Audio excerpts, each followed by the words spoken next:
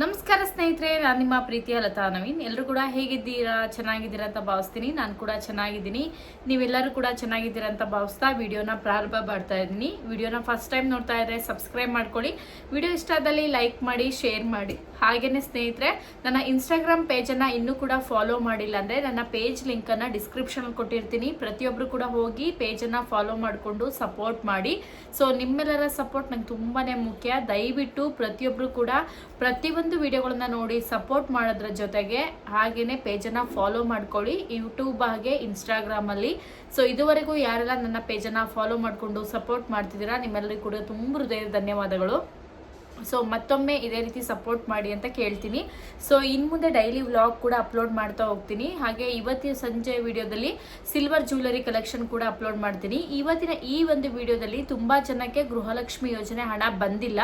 So ಬರ್ದೇ ಇದ್ದವರು ಏನು ಮಾಡಿ, ಅಥವಾ ನಿಮ್ಮ ಅರ್ಜಿಯಲ್ಲಿ ಏನಾದರೂ ಗೊಂದಲ ಇದೆಯಾ, ಈ ರೀತಿಯಾಗಿ ಒಂದ್ಸರಿ ಚೆಕ್ ಮಾಡ್ಕೊಳ್ಳಿ, ಹಣ ಬಂದಿದೆಯಾ ಇಲ್ಲ ಅನ್ನೋದನ್ನ ಕಂಪ್ಲೀಟಾಗಿ ಹೇಳ್ತೀನಿ. ಕೊನೆವರೆಗೂ ನೋಡಿ ಸ್ನೇಹಿತರೆ. ಮೊದಲನೇದಾಗಿ ಹೇಳಬೇಕು ಅಂದರೆ, ಈಗ ಮುಖ್ಯಮಂತ್ರಿಗಳಾಗಿರುವಂತಹ DK ಶಿವಕುಮಾರ್ ಸರ್ ಅವರು ಈಗ ಆಲ್ರೆಡಿ ಪ್ರಮಾಣ ವಚನವನ್ನು ಸ್ವೀಕರಣ ಮಾಡಿದ್ದಾರೆ. ಸ್ವೀಕಾರ ಆದಮೇಲೆ ಕೆಲವೊಂದಿಷ್ಟು ಸಚಿವರುಗಳಿಗೆ ಕೆಲವೊಂದಿಷ್ಟು ಪದವಿಗಳನ್ನು ಕೂಡ ಕೊಟ್ಟಿದ್ದಾರೆ ಅಂತಲೇ ಹೇಳ್ಬೋದು. ಇದ್ರ ಜೊತೆಗೆ ಗೃಹಲಕ್ಷ್ಮಿ ಯೋಜನೆಯ ಬಗ್ಗೆ ಕೂಡ ಅಪ್ಡೇಟನ್ನು ಕೊಡ್ತಾ ಇದ್ದಾರೆ.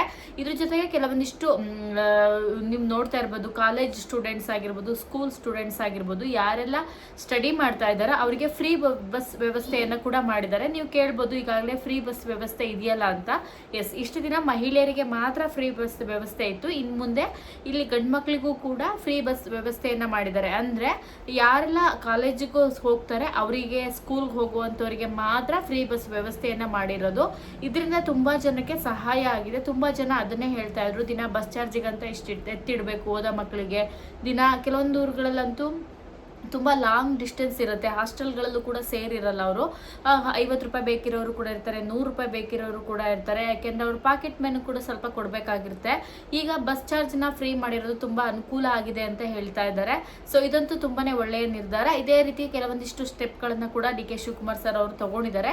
ಸೊ ಇದ್ರ ಬಗ್ಗೆ ನಿಮ್ಮ ಅಭಿಪ್ರಾಯವನ್ನು ಕಮೆಂಟ್ ಮಾಡಿ. ಹಾಗೆಯೇ ಈಗ ಆಲ್ರೆಡಿ ಸಾಕಷ್ಟು ಜನ ಬೇರೆ ಬೇರೆ ಇದಕ್ಕೆ ಸಚಿವರುಗಳು ಪದಾಂತರವನ್ನು ಆಗಿದ್ದಾರೆ ಅಂತಲೇ ಹೇಳ್ಬೋದು.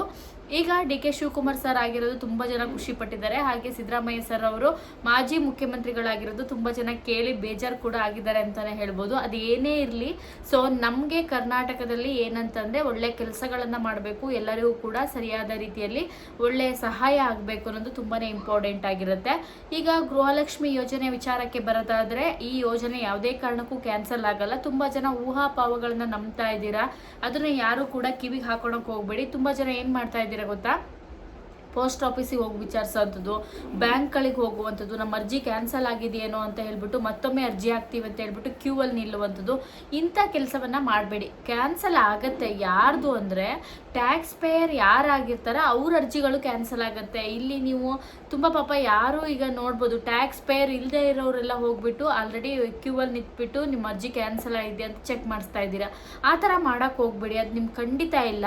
ಇನ್ನು ಕೆಲವ್ರು ಹೇಳ್ತಾ ಇದ್ದೀರಾ, ನಿಮ್ಮೆಲ್ಲರಿಗೂ ಕೂಡ ಇನ್ನೊಂದು ಆಲ್ರೆಡಿ ಭರ್ಜರಿ ಗುಡ್ ನ್ಯೂಸ್ ಬರ್ತಾ ಇದೆ. ಒಂದೇ ತಿಂಗಳಲ್ಲಿ 5,000 ರೂಪಾಯಿ ಹಣ ಬಿಡುಗಡೆ ಆಗ್ತಾ ಇದೆಯಂತೆ. ಹೌದಾ ಅಂತ, ಕಾಂಗ್ರೆಸ್ ಸರ್ಕಾರದಿಂದ 5,000 ರೂಪಾಯಿ ಸಿಗ್ತಾ ಇದೆಯಂತೆ ನಮಗೆ ಈ ತಿಂಗಳಲ್ಲಿ ಅಂತ ಕೇಳಿ ತುಂಬ ಜನ ಕೇಳ್ತಾ ಇದ್ರಿ. ಸೊ ಅದ್ರ ಬಗ್ಗೆ ಕೂಡ ಕ್ಲಾರಿಟಿಯನ್ನು ಕೊಡ್ತೀನಿ. ಈಗ ಮೊದಲನೇದಾಗಿ 5,000 ರೂಪಾಯಿ ಏನಂತ ನೀವು ಕೇಳಿದರೆ, 2,000 ರೂಪಾಯಿ ಗೃಹಲಕ್ಷ್ಮಿ, 2,000 ರೂಪಾಯಿ ಗೃಹಲಕ್ಷ್ಮಿ. ಈಗ ತುಂಬ ಜನಕ್ಕೆ ಪೆನ್ಷನ್ ಕೂಡ ಬರ್ತಾ ಇದೆ ಅದು. ಮತ್ತು ನಿಮ್ಗೆಲ್ಲರಿಗೂ ಕೂಡ ಗೊತ್ತಿರುವಂಥ ವಿಚಾರ.